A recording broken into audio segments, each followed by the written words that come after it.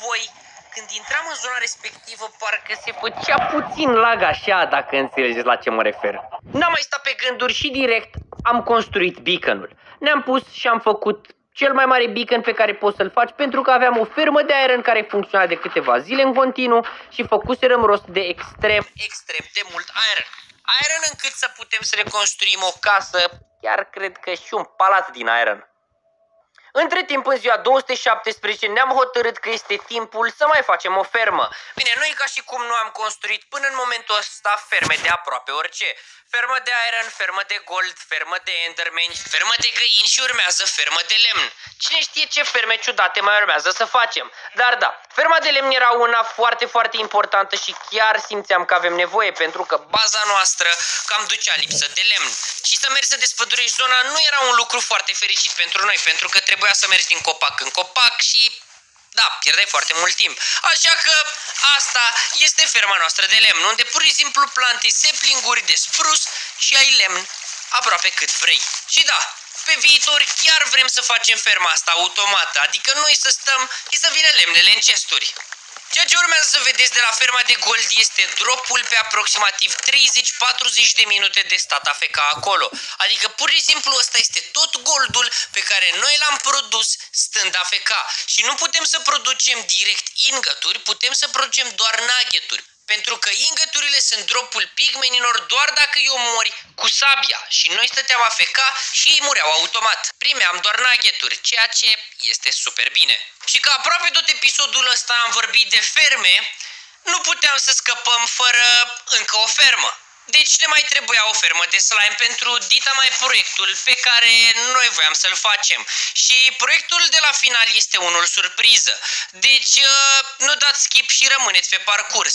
Așa că practic noi aveam nevoie de o zonă din asta unde pur și simplu se spawnau foarte multe slime-uri, chiar și la lumină, adică indiferent de ce vreme era, indiferent de ce lumină era, se spawnau slime-uri non-stop. Ținând cont că zona noastră de slime-uri era în ocean, a trebuit să mergem să facem repede un templu și nu a fost foarte greu, pentru că e foarte ușor să faci un templu cu niște uși, niște găleți de lapte, instant faci un templu și iei foarte mulți spongi. Așa că asta am făcut noi și am păstrat coordonatele de la templul respectiv pentru un proiect pe care o să-l facem pe viitor. Așa că ne-am întors cu tot buretele din templu și am scos toată apa din ceancul nostru de slime. Și ne-am făcut un portal către Nether, pentru că dacă nu știați, dacă pui spongiul în Nether și el este ud, se usucă absolut instant. Deci e mult mai bine să-l duci în Nether decât să te pui să-l prăjești în furnal. Și cam așa arată ceancul nostru de slime fără pic de apă în el. Și acum urmează partea cea mai interesantă și poate cea mai satisfăcătoare pentru voi. Pentru noi a fost foarte multă muncă, pentru că a trebuit să săpăm. Dar a fost mult mai ușor pentru că am avut beacon-ul cu haste 2 pe el și spărgeam stone-ul instant. Trebuia să mergem până la nivelul 7 în pământ.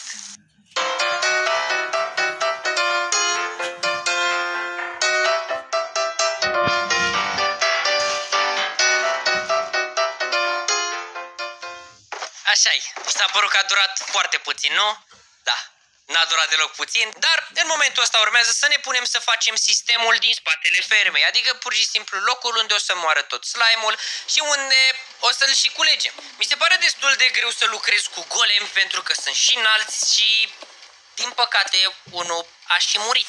Și în total a trebuit să folosim aproximativ 6 golemi în toată ferma. Și poate vă întrebați de ce iron golemi? Ei bine, slime-ii sunt atrași de iron golemi. Așa că ei o să fie atrași în zona unde o să și fie pârliți. Exact pe magma blocuri. După ceva timp am terminat și ferma de slime, iar ca să funcționeze trebuia să stau undeva la aproximativ 24 de blocuri de punctul principal unde ar fi trebuit să spawneze slime-urile. Așa că am fost repede la masă, vreo 50 minute și am stat afecat la fermă să văd cam cât slime o să fac în timpul ăsta. Cât timp am fost afecat am strâns cam 7 stacuri jumătate de slime. Mai mult decât suficient pentru următorul proiect pe care urmează să-l începem. Și cred că o să rămâneți uimiți de ideea care ne-a venit. Sincer, e mult prea bombă. Pentru că este ziua 235 și urmează să-l începem. Proiectul se numește Perimetru. Și dacă nu știți ce este un perimetru, o să aflați în câteva momente. Doar că trebuie să găsim o zonă destul de potrivită pentru asta și când mă refer potrivită înseamnă că trebuie să fie destul de flat. Am încercat să nu merg foarte departe de casă, așa că nu după mult timp am găsit zona perfectă. Era și flat și am marcat-o cu niște blocuri de gold, pentru că, sincer, acum chiar avem gold să facem absolut tot ce ne dorim cu el. Trebuia să împrejmuiesc toată zona ca să-mi dau seama cam cât de mare vreau să fie acest perimetru. Și în final cam așa arată. Ăsta vreau să fie perimetrul nostru. Și da, încă nu v-am explicat ce este un perimetru, dar fiți siguri că o să înțelegeți în câteva secunde. Și uitați-vă ce zonă frumoasă. A trebuit să mai facem o ultimă modificare. Trebuie să scoatem toată apa de la suprafață și să tăiem copacii. Bine, i-am și tăiat, pe unii i-am și ars.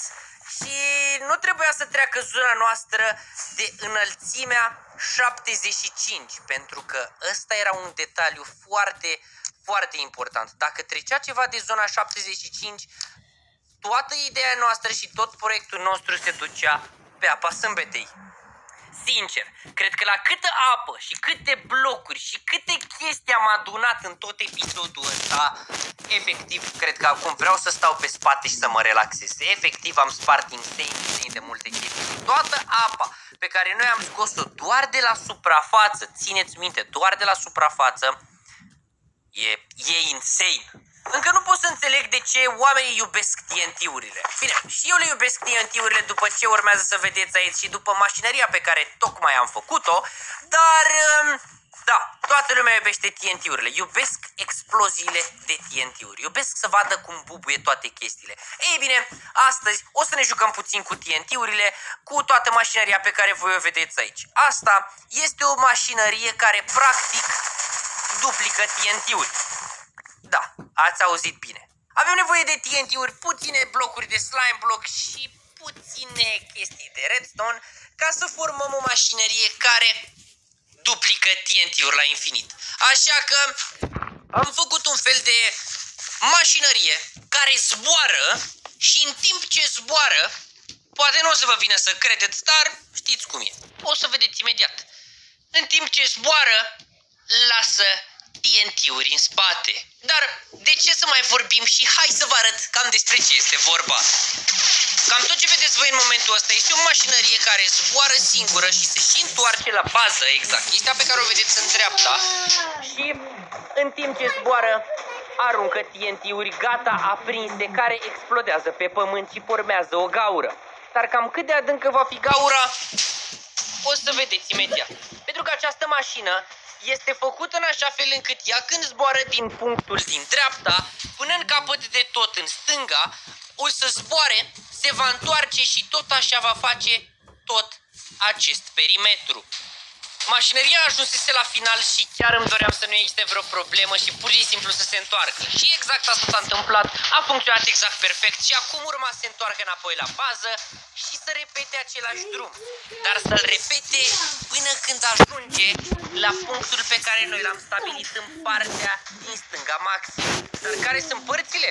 Ei bine, părțile sunt turnurile de gold pe care eu le-am făcut acum câteva minute în urmă. Acel perimetru o să fie tot explodat de această mașinărie. Și într-un final ați aflat ce înseamnă un perimetru. Este o zonă care pur și simplu o să fie explodată de niște TNT-uri, iar de la nivelul 74, 75, ceva de genul ăsta, o să fie totul explodat până la nivelul 5, până unde o să fie bedrock-ul. O să fie efectiv totul ras de pe fața pământului. Dar există o mică parte destul de nașpa în toată situația asta. Trebuie manual noi să scoatem toată lava și toată apa. Și gândiți-vă cam cât de multă muncă a fost depusă doar în perimetrul ăsta.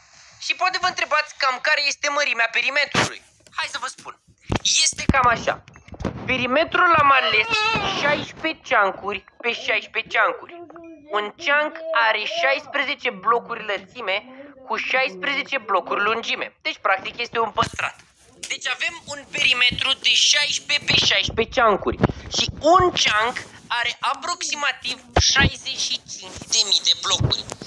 Deci, un calcul scurt ar însemna că toată mașinăria asta, în vreo 12 ore, a minat undeva la 16 milioane de blocuri. Da, destul de multe. Și hai să vedem cam cum arată un timelapse de 12 ore. Și singura parte nașpa cu acest perimetru era următoarea. Singurul mod în care el putea să funcționeze era dacă cineva stătea afeca la perimetru. Din cauza asta ne-am făcut 2 pătrate din gles ca să stăm acolo. Nu prea am vrut și nu prea sunt de acord cu chestia să stau afecat, ținând cont că trec foarte repede zilele, dar ținând cont că se stricau mașinile dacă nu erau ceancurile încărcate și ele dacă, spre exemplu, ieșeau din ceanc, atunci se stricau. Așa că de asta am stat afecat peste noapte la perimetru.